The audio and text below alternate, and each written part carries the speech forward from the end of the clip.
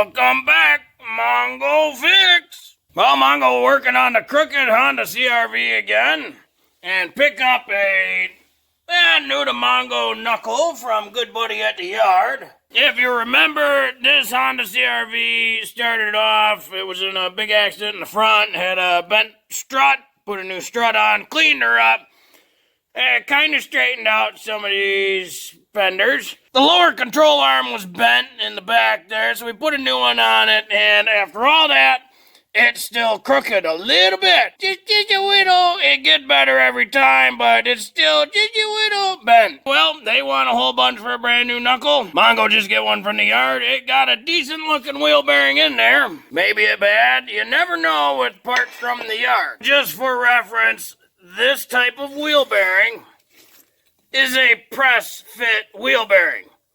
That means you press the center hub out, this part in there. That gets pressed out, and then the bearing gets pressed out. You never take these out with a slide hammer. If you can get them out with a slide hammer, it means that bearing was so trashed, and you drove on such a terrible, unsafe wheel bearing for so long that it was able to fall out with a slide hammer. In which case, you should have had the bearing replaced months ago. Maybe years ago. Mongo has skipped ahead a lot in this video. Get the vehicle jacked up in the air, safely get it on jack stands, remove the front wheel, disconnect the sway bar links so you have ample room. Mongo took the lower control arm all the way off just so there's extra room for maneuvering, camera, things like that. You don't have to take the control arm all the way off. We're going to have to press out that ball joint, and it's just going to give us a bit more room if the lower control arm is not here. We are going to have to remove this half shaft because the knuckle's got to come off. 36 millimeter on the pink Hugga. And because we had anti-sleeves in there, it comes out real easy, nice and loose. We're going to have to take the brake caliper, the bracket, and the rotor completely off. So in the back is a 17 millimeter bolt in the bottom, and then up top is another 17 millimeter. We'll go ahead and get these out of here.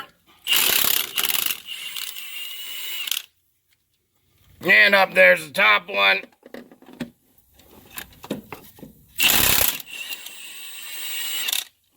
Now, having the lower control arm out of the way gives us lots of room to do that with the pink Hugga. And you'll notice the brake caliper and bracket slid off a little bit. Don't let it drop all the way to the ground. Take this bracket and caliper, and then we're just going to lift it up out the way. The caliper and bracket just kind of resting. Mongo's going to throw a piece of mechanics wire on there just to secure it, so that way it doesn't fall. If it falls, it might damage this brake hose. The rotor can just come right off, or it's a little rusty on there. There we go. Mongo is still recovering from being sick, so Mongo's voice is not quite up to par yet, but it's getting there. Right up here, this is our ABS sensor connector. We want to push the tab in the back and disconnect this. There we go. There's a little 10 millimeter holding this bracket on right here. Now the only thing holding this knuckle on are these two bolts and nuts here that attach the knuckle to the strut. One side is a 19 millimeter, the other side is a 22 millimeter. We get a 22 to hold the roll, and a 19 millimeter ball swivel on the pink Hugga. There's a little 12 millimeter on this brake line right here. Get that out the way. Trick is going to be remembering which one is the bad one, which one's the good one. Because they look kind of the same. This one is the one Mongo just picked up. We're going to know it because the one that come off the car has a bunch of anti-sleeves inside all the pockets. Get this ball joint out of there. There's a snap ring in there, if you remember. Next thing is we want to get this boot off of here without damaging it, so that way we can press the ball joint out. This boot has a thin piece of metal encased in the rubber, and you need to get it between the rubber area and then this shoulder of the ball joint itself. It's very important to pull that boot off before you try to press the good ball joint out. It's a different story like last time where we had a bad ball joint in there, so it doesn't matter. But now we got a good ball joint in there, and we don't want to damage it. Mongo's got parts and pieces from a ball joint press here. We need to find a size that will go around the top of the ball joint. There's a little bit of wiggle room in there, and it needs enough space for the ball joint to go into this piece. Next, we want to be sure to push on this shoulder of the ball joint, not here, that shoulder, or this outer. So these are the two pieces. This is a 15/16 half-inch drive socket. The ball joint press C-clamp that Mongo's got is too short for this entire setup. And once we do that and start twisting the clamp, and already we have a quick gap.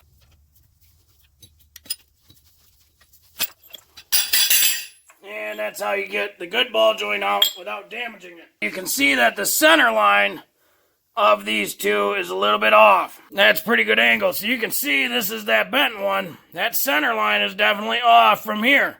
If you were to draw an imaginary line straight through, extending through, they would not meet. That means that knuckle is bent. Putting a new ball joint in is much easier than it is taking it out. Mongo's gonna, of course, start with a little bit of anti-sleaze and just go around that inside part. That way, if for whatever reason it's gotta come back out, it's a much easier process. Now we still have the good ball joint inside here.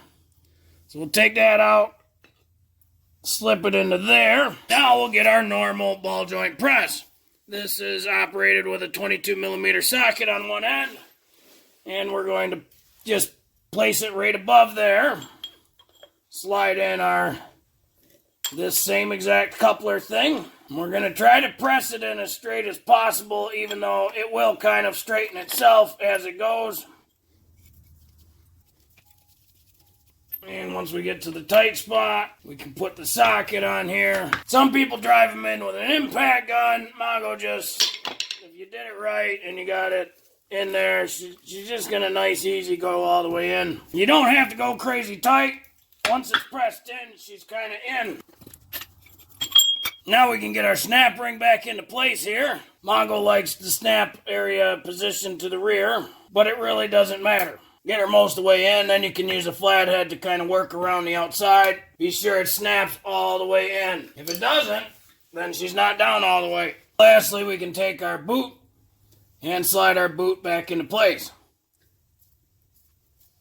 And now our new knuckle is ready to go back on. Mongo, of course, is going to go through, put some anti-sleaze in the interior splines there. Gonna take a wire brush, just clean up some of all these surfaces and whatnot, just so that way we got a nice clean surface to go to. Clean up this surface where the brake bracket bolts to, things like that. But you don't need to watch that. Now we can start the reassembly of it. Basically in reverse order. Mongo likes his anti-sleaze. Do up the faces here. Gotta do up the inside too, you know. Slide our bolts in. Not going crazy tight. We'll torque them in a little bit here. Throw Mr. Happy Shaft back in. Just gonna finger tighten this axle nut on. We'll get that torqued once the vehicle's back on the ground. Before doing the brakes and everything, Mongo's gonna throw that control arm back in. Mongo always recommends anti-sleazing all the surfaces and the inside of all the holes. Make sure your ABS cable's out the way. Slide this guy in. We'll start with this upper one. Get our bolt in. Then we'll get this rear one in.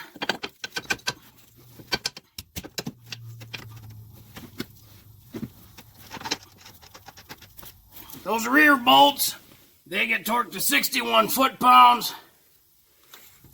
And the front ball joint, there we go. That'll get torqued to about 43 to 51 foot-pounds, and then you throw your cotter pin back in. These two upper bolts from the strut to the knuckle are torqued to 116 foot-pounds. Now is also a good time to drop your sway bar down and get your sway bar links into the control arm. They're a little tricky. Be sure the other side is in as well. The OEM ones might be a little different, but this one 15mm to hold the roll, and it's a 14mm Mongo's not going to torque it because it's just a sway bar link. Give her a good tap with the Ugga Dugga and you're all set. Of course, Mongo do like Mongo do, and before the brake rotor gets put on, a little coating of anti-seize on the hub face. Then we can undo our safety wire we had to hold the brake caliper in place. And we can get that slid on and mounted. And those bolts are 80 foot-pounds for the brake caliper bracket. Don't forget little touch of anti-seize. Just a touch.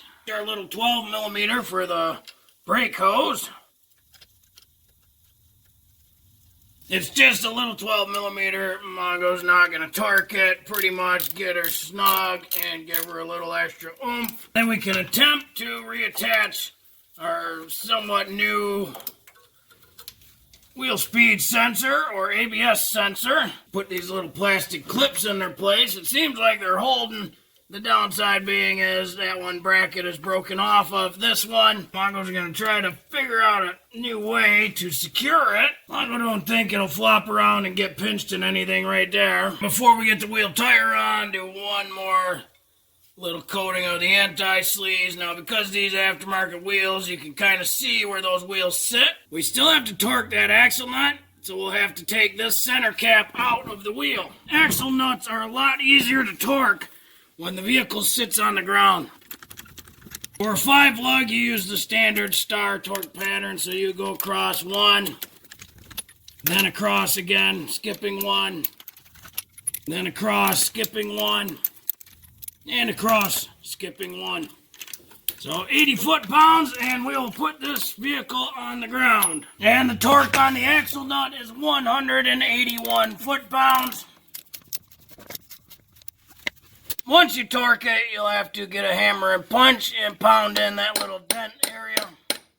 Now we can put our center cap back on. Now that's a straight looking wheel. Looked like everybody was right on that one. All the parts were bent. The knuckle was bent, control arm was bent, strut was bent. Yep, there's not too many straight lines on that car. Suppose now it's time to actually start driving it. Guess that means Mongo will have to finish some body work here. Well, hopefully this video will help you if you have a 04 Honda CRV that has a bent knuckle, or maybe you just have one that you need to replace your knuckle. Someday Mongo's voice is going to return. Yes, it will. Don't know about you, but it bugging Mongo not being able to talk right. Well, if you like this video, be sure to like this video. Yeah, if you like this video and other videos from Mongo Fix, be sure to subscribe. Mongo always working on all sorts of stuff. Mongo, thank you.